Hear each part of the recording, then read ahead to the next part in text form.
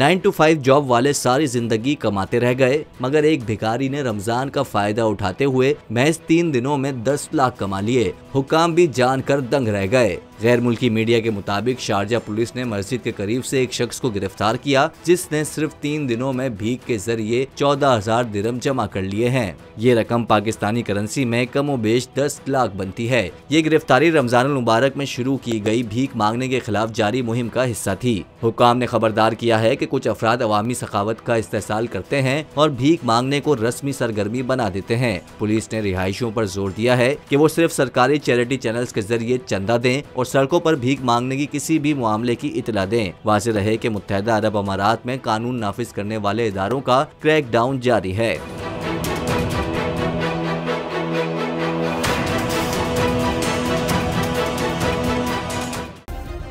Subscribe करें और bell दबाएं ताकि कोई खबर रह न जाए।